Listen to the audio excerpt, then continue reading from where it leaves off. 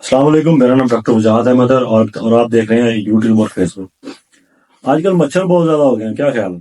کاٹتے نہیں ہیں ظاہر ہے، اور جب کاٹتے ہیں تو تکلیف بھی ہوتی ہے، اس کی وجہ سے بیماری بھی ہوتی ہے، بخار بھی ہوتا ہے۔ تو ویسے تو کوئی مسئلہ نہیں ہے، لیکن ایک ایسا مسئلہ ہے جو بہت زیادہ خطرناک ہے، جس نے ہمارے پاکستان میں بہت زیادہ جانے نہیں، لیکن الحمدللہ ہومیوپیتھک کے بعد جتنے بھی اس بیماری کے مریض آئے، اللہ نے ان سب کو شفا عطا کی۔ ہمارے ہومیوپیتھک میں کسی کی جان ضائع نہیں ہوئی، ہومیوپیتھک نے سب کی جانوں کو اللہ کے فضل سے بچایا۔ تو آج اس مسئلے پہ ہم بات کریں گے، وہ ہے ڈینگی فیور۔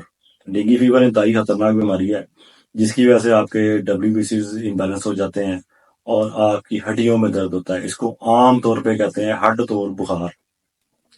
اتنا شدید درد ہوتا ہے کہ مریض کی برداشت سے باہر ہوتا ہے، اور مریض چیخے مارتا ہے اس درد کی وجہ سے، چاہے جتنا مرضی دبا لو آرام نہیں آتا، بے چینی کم نہیں ہوتی۔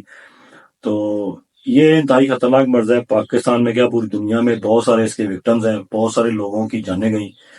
تو اس کے لیے جو سب سے زیادہ ضروری غذا ہے وہ میں آپ کو بتاتا ہوں۔ جب خدا نخواستہ اگر آپ کو یا آپ کے کسی پیارے کو وہ مسئلہ بنتا ہے، تو آپ نے اس کو یہ چیز استعمال کروانی ہے۔ پپیتا لے لیں، ٹھیک ہے، اس کو کھلائیں اور اس کا جوس پلائیں۔ یہ ایک ایسی غذا ہے کہ ڈینگی فیور کو اینٹیڈوٹ کرنے میں بہت اہمیت کی حامل ہے۔ آپ نے اس کا جوس استعمال کرانا ہے، جوس استعمال کروا لیں زیادہ بہتر ہے۔ تو آپ کا مریض جو انسان اس کے WBC فوراً سے ریکور کریں گے اور اس کا اثر کم ہوگا۔ تو باقی تو بہت ساری نسخے آپ کو مل جائیں گے بازاروں میں، ادھر ادھر یوٹیوب پہ، سوشل میڈیا میں، لیکن جو سب سے اتھینٹک چیزوں میں وہ میں آپ کو بتاؤں گا، آپ کا وقت ضائع نہیں کروں گا۔ پپیتا، اس کا جوس، یہ آپ نے استعمال کروانا ہے اس مریض کو۔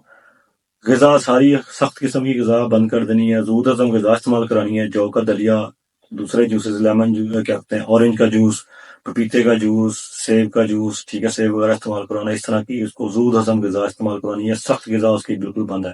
اگر کچھ کھانے کا دل کر رہا ہے تو جو کا دلیا آپ نے اس کو استعمال کروا دینا ہے دودھ میں بنا کے۔ اس کے علاوہ فی الحال کچھ نہیں دینا جب تک کہ وہ ریکور نہیں کرتا۔ زیادہ اس کا زور جوسز پہ رکھنا ہے خوراک میں آپ نے، ٹھیک ہے۔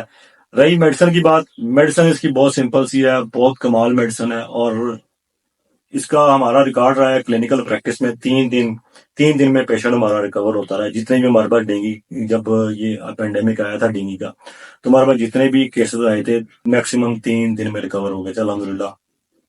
تو اگر اب بھی کوئی کیس سامنے آتا ہے، آپ لوگ اس کو یہ میڈیسن استعمال کروائیں، انشاءاللہ امید ہے کہ اللہ تعالیٰ اس کو شفا دے گا۔ اگر نارمل کنڈیشن میں اس کے پلیٹلیٹس کا زیادہ مسئلہ نہیں ہے تو آپ نے اس کو ایک خوراک دینی ہے۔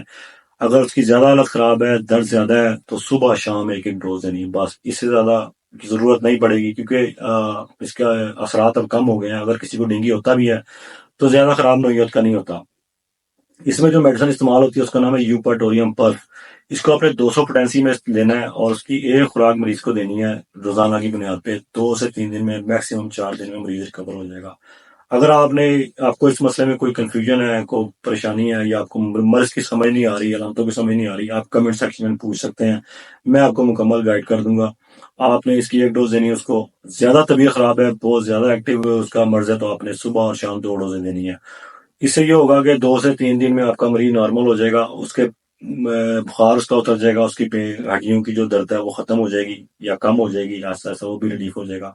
لیکن بخار اترنے کے بعد، ہڈیوں کی درد اترنے کے بعد، کم از کم آپ نے 3 مہینے اس کی خوراک کا خیال رکھنا ہے۔ اس کو جوسز دینا بند نہیں کرنے، اس کو پپیتے کا جوس وغیرہ پپیتا کھلانا بند نہیں کرنا۔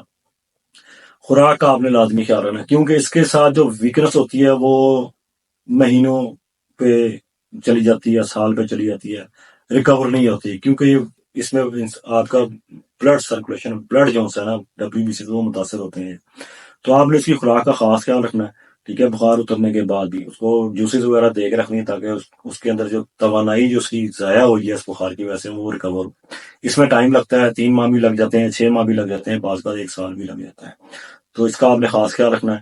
امید آپ کو میڈیسن اور مرض سمجھ آ گیا ہوگا، علامتیں سمجھ آ گئی ہوں گی، احتیاط سمجھ میں آ گئی ہوگی۔ کوشش کریں مچھردانی لگائیں یا اپنے گھروں میں سپرے کریں تاکہ مچھر آپ کو کم سے کم افیکٹ کرے۔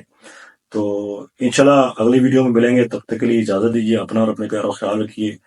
اللہ حافظ۔